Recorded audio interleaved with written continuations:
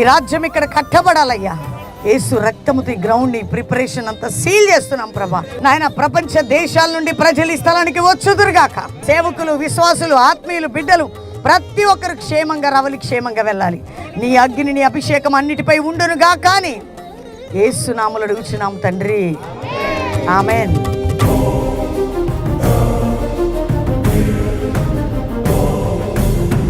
ప్రార్థనలో నాటునది పెళ్ళగించుట సాధ్యము, ప్రార్థనలో పోరాడునది పొందకపోట సాధ్యము.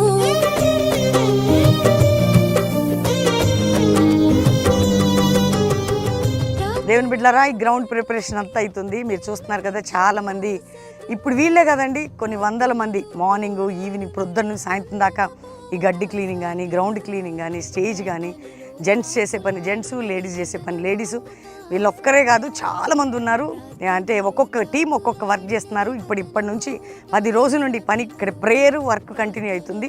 చూడండి, దేవుని బిడ్డలు ఆయన ప్రేమించి మరి కల్వరి మినిస్ట్రీస్తో కలిసి వీళ్ళందరూ, వీరితో ఉన్న కొన్ని వందల మంది కలిసి పనిచేస్తూ ఉన్నారు.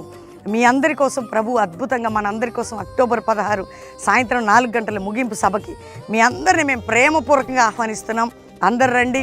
వీరందరి ప్రయాసం, మనందరి ప్రయాసం ప్రభునందు వ్యర్థం కాదు. ఆ రోజు మీ చరిత్ర మార్చబడి మనందరం దీవించబడే దినం. కాబట్టి మీ అందరికీ ప్రేమపూర్వక ఆహ్వానం.